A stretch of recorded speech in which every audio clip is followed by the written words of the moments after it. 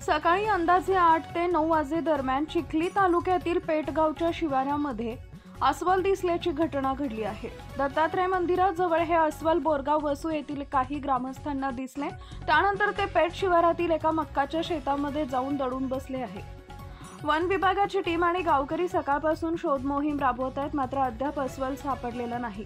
One विभागाचे पथक पूर्ण तयारीत असून अस्वल दिसताच त्याला सुरक्षितरित्या रेस्क्यू करण्यात येणार आहे। या शोध मोहिमेत पेटगावचे सरपंच, उपसरपंच, ग्रामपंचायत सदस्य, तंटामुक्ती अध्यक्ष तसेच सामाजिक कार्यकर्ते सक्रियपणे सहभागी झाले।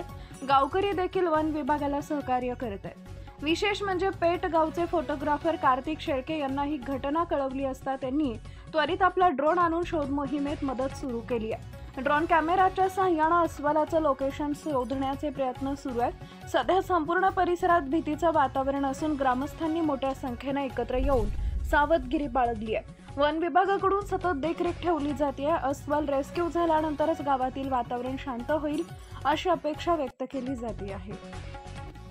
सर, आपलं नाव? प्रमोद गवई, वनपाल, डोंगर खंडाळा। तुम्ही केव्हापासून आले त्या अस्वलाला रेस्क्यू करण्यासाठी? सकाळी 8 पासून व्हिडिओ आल्याबरोबर आम्हाला माहिती पडलं, त्याच्यामुळे रेस्क्यूची टीम संदीप मडावी, मी आणि आमचा रेस्क्यूचा समूह पूर्ण वप यांच्या आदेशानुसार आम्ही रेस्क्यू करण्यासाठी आलेलो आहे 8 पासून।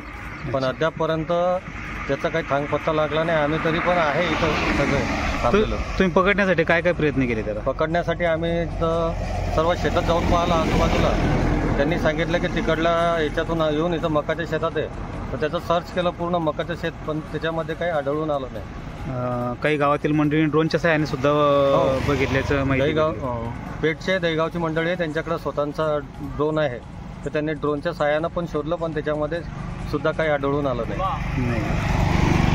सध्या पण रेस्क्यू ऑपरेशन चालू आहे। बोलत राहा। सध्या रेस्क्यू ऑपरेशन चालू आहे, मिळाला तर ताबडतोब त्याला रेस्क्यू केला जाईल। धन्यवाद। नवनवीन बातम्या पाहण्यासाठी आजच विदर्भ दूत न्यूज चॅनलला सबस्क्राईब करा आणि बेल आयकॉनला सुद्धा क्लिक करा।